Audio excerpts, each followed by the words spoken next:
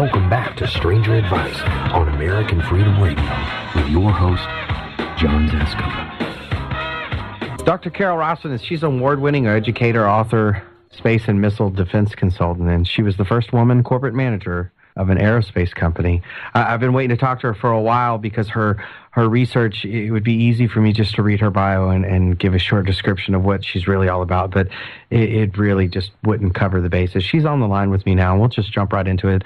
Dr. Rosin, how are you doing? I'm doing just great, John. Thank you so much for having me on. Oh, Carol, thank you for being on. I one of the things that in all of the topics, when we think about the alternative topics, UFOs and such, that this really fascinated me was been one that you focused on a lot. And matter of fact, the whole weaponizing space issue across the board is something that has fascinated me because I've never really understood the notion as why we would want to do that. Why global domination of space is really an issue for our government, would be an agenda of ours, and why they would keep whatever they're weaponizing from away from us, which of course leads into extraterrestrials and UFOs and the whole nine yards. And of course, I know that you have your finger on the pulse of all of it.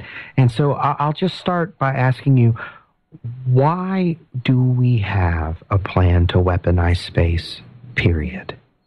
You know, we can go back into the state of consciousness of the human species. And I asked Edgar Mitchell before I did an interview a few years ago, why is it that people are not hearing me about this weaponization of space issue, how dangerous, too costly, unnecessary, unworkable this whole scheme is, and why, when I talk about why it's happening, are people not hearing it? And Edgar gave me the answer to the question that I hesitated to say, but it was that the human species is basically a stupid species. And that was his answer. He said, you can quote me. This is the sixth man on the moon who studied consciousness, founded the Institute of Noetic Sciences when he had an out-of-body experience in space because he couldn't explain it. Yes, ma'am.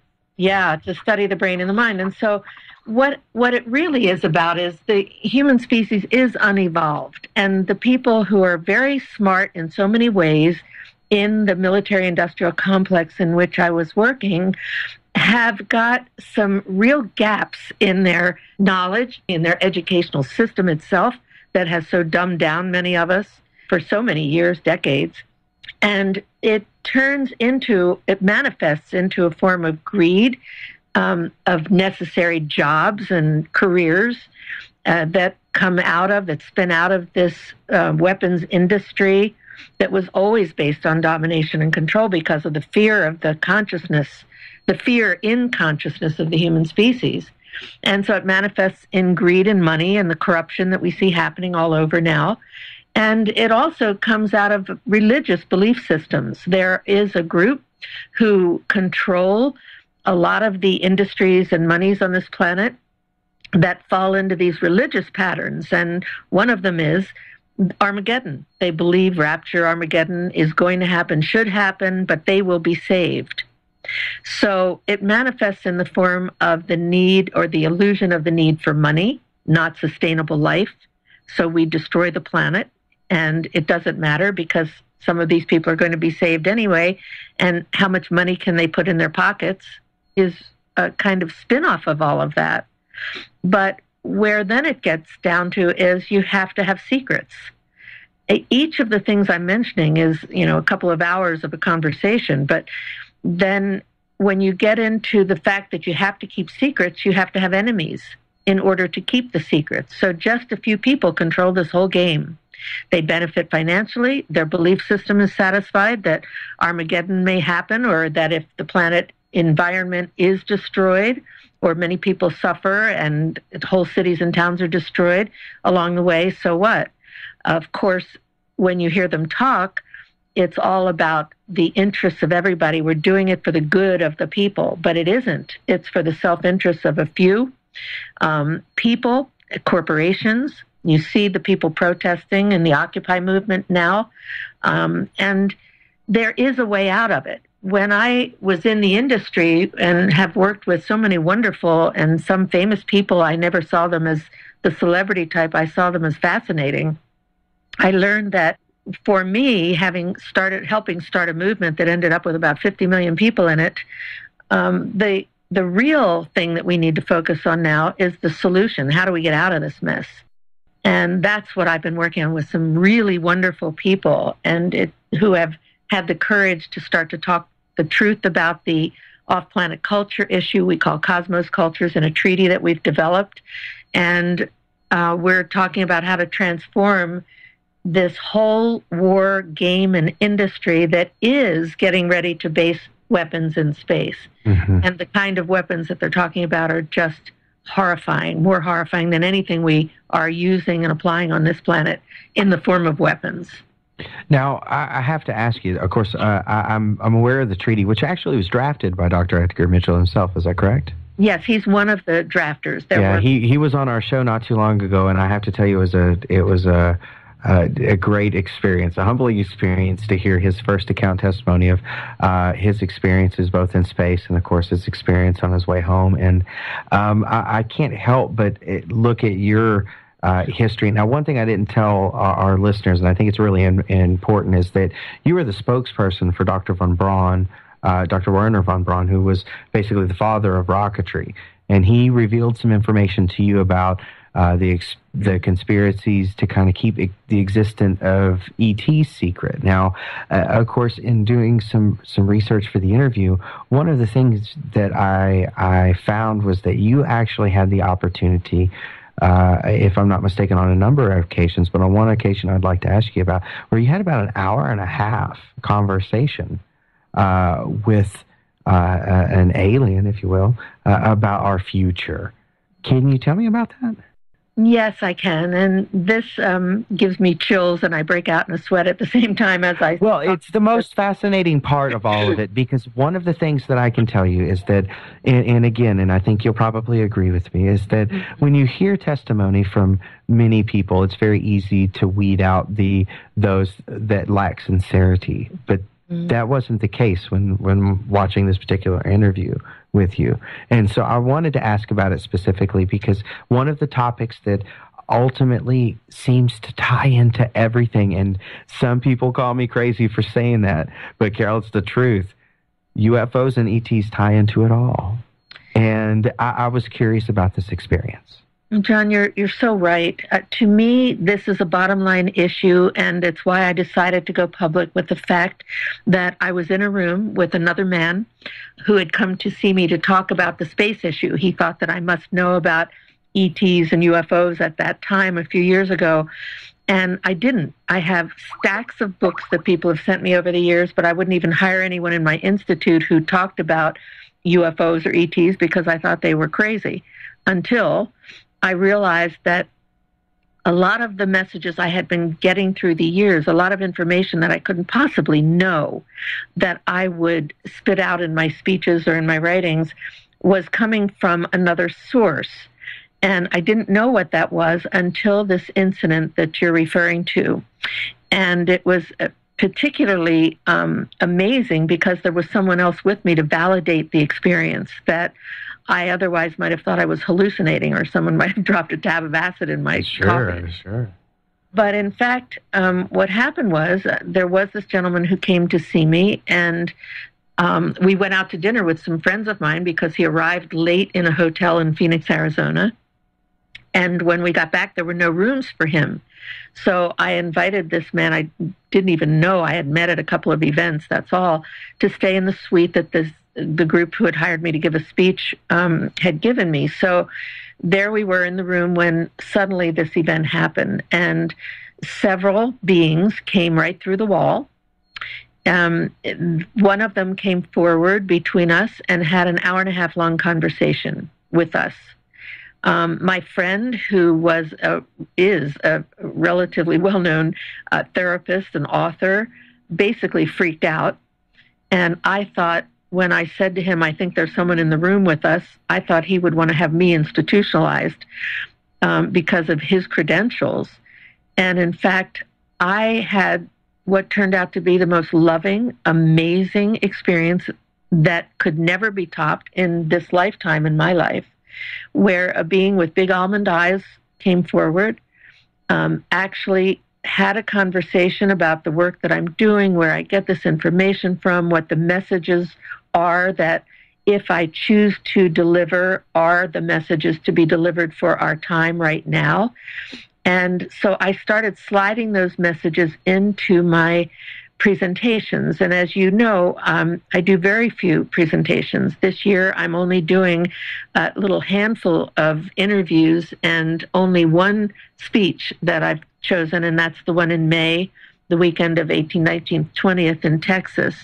I'm very excited about that's in my backyard. And when I saw that you were on the speaker list, I immediately, and I think it's really important for those listeners, if you go to strangeradviceradio.com and you look at the banner, you'll see that you can go to starworksusa.com as well. It'll link you right to give the information about this conference in Glen Rose, Texas. And it's the UFO, the Women's Symposium on UFOs in Glen Rose. But it's not just for women, it's for men as well. And I think it's the first thing in my backyard, if you will, that is been thrown in a long time, or been held rather, and I'm so excited to have you here. And there's a stellar lineup across the board, as well as those that are a lot of the witnesses from the Stephen Bell's Lights incident, so on and so forth. So it's going to be a blast. Who I'm really excited to meet, because that's one of the most important events in history. And for Paula Harris, who's written a number of books interviewing various witnesses, she's just incredible.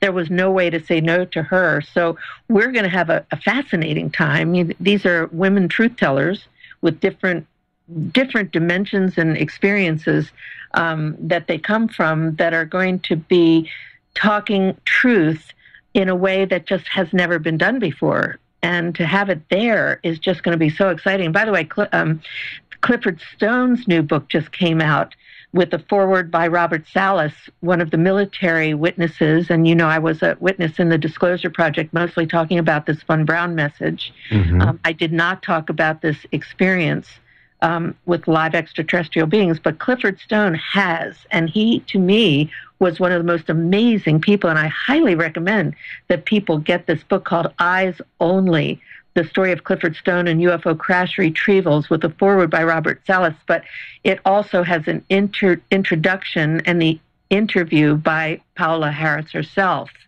I think it's one of the most important books of our time, because this is a man who, like many of us, have been threatened to shut up and have suffered serious consequences as a result. And he tells his story in that book.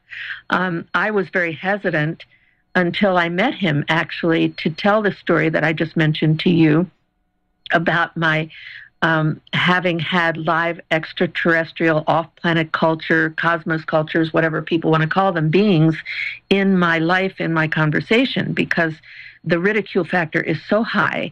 But it's not just that, it's that some of us get physical threats to not talk about this reality. And you so if I could, for one moment, though, I just want to ask you this. When you talk about having these in your life and talking about having experiences with these, but yet you described him as a man, were these people or entities that took the shape that we do? I just wanted to clarify that, because I wasn't, I was really kind of trying to visualize. You said it had large almond eyes, but I mean, did they look for the most part like us other than that? No, not at all. I have never read a UFO or ET book. I should preface with that, even though I have this collection, because I wanted whatever I say to come from my own experience and my own intuition or insights that are developed from my own experiences. So I can't really compare this with anything, although I've seen the movie E.T. and Contact and some of the main movies. I don't tend to want to watch the evil alien ones, the monster shows. But the ones that came to see me have had big almond eyes and kind of round heads and spindly fingers and little legs.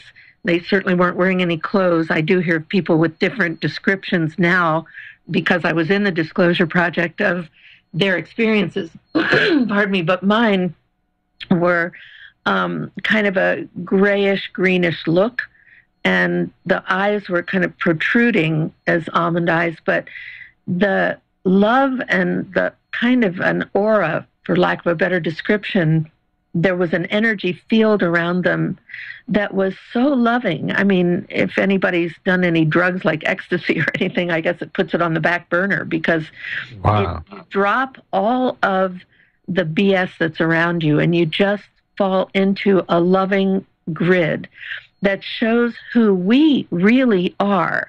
You know, we all have egos. They have egos.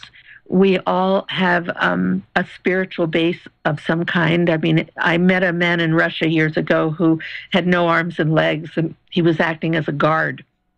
And I actually asked him through a translator what about his job and who he was. And he said, what I want to say to you is that without my arms and legs, we're all the same. Without my body, we would all be the same. Wow. Well, I want to hear about that and a whole lot more when we get back. Welcome to the world's meeting place. American Practically narcotics. freedom Oh, yes, I like very much. radio. You're an American institution. American Freedom Radio. You know, I wish that we had the full 2 hours to sit down and talk to you, Carol, but unfortunately we don't. This last segment, I was hoping we could move on to something that I wanted to ask you about, and that was just a little bit about your work with Dr. Von Braun, and most importantly, some of the information that he communicated to you about what we should expect when it comes to this space program, the steps in which these scapegoats in which will participate in the grand plan that ultimately leads to this global dominance of at least Earth's outer realm. What was the experience like working with him? Wernher von Braun was so controversial. I didn't know it before I met him, but when I met him, being a German Nazi under Hitler, as I was told about him, and then I met him and I heard his story about how he had been escaped from Peenemünde. He planned the escape and brought all these, a couple of hundred scientists out of there, and they split up. Some went to Russia, some stayed in the States. When they came here, he told me that they thought they were going to be able to finally build rockets, rocket science, to go into outer space, not for weapons, but they were sucked right back into the missile program. And so there are a lot of people that misinterpret what he really was about, who these real rocket scientists, space scientists were. They really mostly just wanted to go into space. They were not evil empire people, at least the ones that I met, I should say. And von Braun was the greatest visionary that I've certainly ever met, and I've been exposed to a lot of incredible people, but he taught me that we are just sitting on a little mud ball here, and it's very fragile, and the human species is going to evolve into outer space off of the planet. It was just a matter of time. He was working with Disney and creating movies about Mars and the moon. And when they finally, these scientists headed up by von Braun, got a chance to go to the moon, this is what they were really about. And what he was more about was, because he saw the suffering that the weapons had caused, that he was part of building, was that the technology and the information services that come from space-age technology, from what we learn from flying into space, living and working in space, actually can be applied to solving these urgent and potential problems of human needs, the environment, energy, and all the crises and the suffering and destruction that we have on the planet. He saw this space-age technology as being able to solve these problems. So the first project I had a chance to work with him on was called It's Your Turn, and it was an educational program to stimulate minorities, women, and youth to get into fields of technology, with the message that it's your turn to steer this technology to help people in the environment, to solve the problems that we have here. And he gave me the assignment before he died of preventing the weaponization of space. At that time, I thought, my God, how would I do such a thing, and what does all this mean?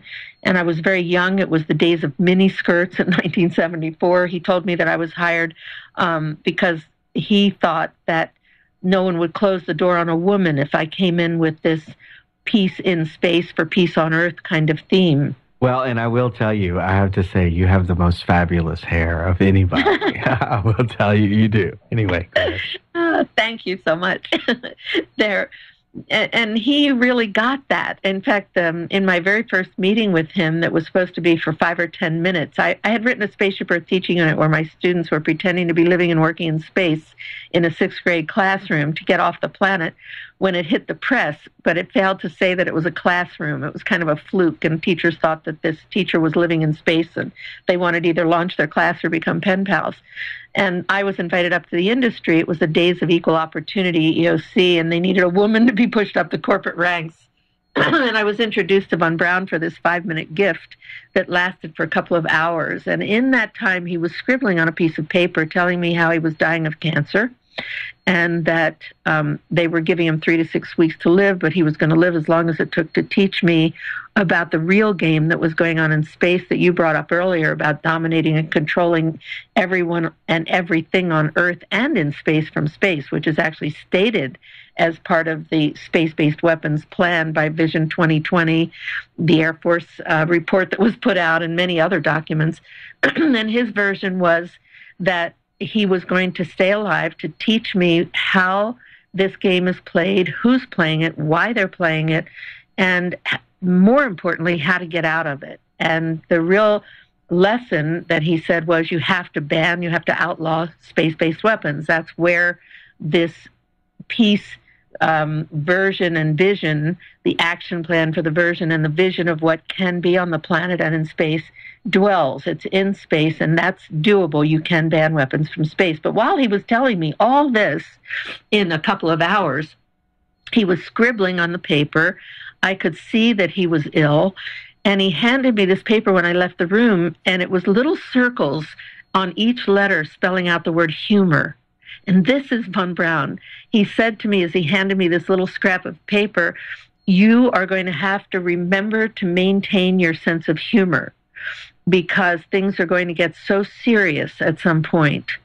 And what I'm realizing is that we're at that point. And that's why I went out of the country. I thought nothing could be done. I still don't know that much can be done in this country without the rest of the world working on a treaty to ban weapons from space. I mean, we all see what these Congress people are like, and my gosh, in the debates now for candidates, it's just getting more and more ridiculous. It's almost a joke here. They're not serious. They're not paying attention to the real issues. And the one you mentioned most of all is the most important one, the fact that we are not alone in the universe and that there are many things we can learn and will learn when there is a landing, which we plan to allow to happen, to make happen by getting this treaty signed into law. I called men that I knew would either know Von Braun or of him, one of which you interviewed, you mentioned, Dr. Astronaut Edgar Mitchell, the 6th man to go to the moon, right. The Institute of Noetic Sciences to study the brain and the mind when he had an out-of-body experience in space, Republican conservative. Imagine him trying to explain that one when he got back to Earth. And I called Commander Will Miller, who's a retired U.S. Navy officer, a decorated veteran, and a former advisor to the U.S. Space Command, where I've also consulted and spoken. He also has advised in the Department of Defense, the White House staff. He's a senior analyst in counter-threat planning. I called him. He has a huge biography, too. All of these biographies, by the way, are on the website, peaceinspace.com, in detail with their photos. Abe Krieger, I called, a former Boeing structural engineer and development manager, but he was in charge of the space-based weapons sales. I mean, he was very involved in this program of the International Space Station. He was a manager for the Global Nuclear Fuel Storage and Logistics Facility Study. These are really heavyweights. And I called Dr. Scott Jones. These are all people who helped draft this treaty that I want to just mention because it's probably the most important document of our time. Absolutely. Hope people will really go to peaceinspace.com and read this carefully because it's also the first treaty that officially acknowledges the cosmos cultures and indigenous cultures as being parties to the treaty. Actually, they can't sign it, of course. The UN member nation presidents or prime ministers or designated people are signatories to the treaty. But I called Dr. Scott Jones, and he was a retired U.S. Navy commander with a background in overseas and national intelligence services. He's an intelligence guy. And he was senior advisor to Senator Claiborne Pell, who's the first senator who invited me to speak before the Senate Armed Services Committee. I wonder if I was the first woman to speak to that, too. I'm not sure, but I remember Senator Pell telling me that. And, Pell was a pretty far-out senator. He was interested in life after life and outer space and all kinds of things. So I called him, and he has founded, which I didn't know at the time, something called the Peace and Emergency Action Coalition for Earth, Peace, Inc. And he gave us the 501c3, the tax-exempt status, to raise the money for a small group of us to go to 9 world leaders. That's how the treaty is written, to get this treaty signed and ratified to ban all weapons from space. That's actually what we're working on right now. And finally, I also called this wonderful man, Paul Hellyer. And he is the former Minister of Defense of Canada. And he oversaw the integration of armed services into the Canadian Air Forces. And he's an advocate of global UFO disclosure. And he introduced for me and for all of us at my request, and with Dennis Kucinich, who at that time had a treaty. He since hasn't been working on his treaty or bill, but he had introduced the original ones and gets credit for that, to ban weapons from space, a bill with a companion treaty. Paul Hellyer actually introduced this treaty in Canada, and we've all improved upon it. These men courageously have come forward now in support of the reality that there are cosmos cultures from all over the universes, and they have co-authored this treaty to ban weapons from space. It's called the Outer Space Security and Development Treaty. And this treaty is amazing. It actually establishes a framework and procedures to make sure that space remains to be a neutral realm without weapons in it. Right. And it doesn't list the weapons because that is really a distraction. It causes controversy and debates. And sure. I've been debating these generals and people, I mean, even General Graham on the Larry King show years ago, who introduced the SDI, the Space Weapons Strategic Defense Initiative Program, to Reagan, who announced it in March of '83. Well, here we are now. Well, I tell you what, Dr. Rosin, I hate to interrupt you, but we're going to have to close out the segment. But I want to have you back. Hopefully, we can have you back in the next month, and I would love to talk to you so much more. Thank you for coming on Stranger Advice today, and I'll definitely put links to the petition and the treaty, rather, and we'll make sure that we stay in touch very, very soon. Thank you so much for coming on the show. Thank you, John. I look forward to more. Yes, ma'am. StrangerAdviceRadio.com. Tune in. We'll talk to you next time.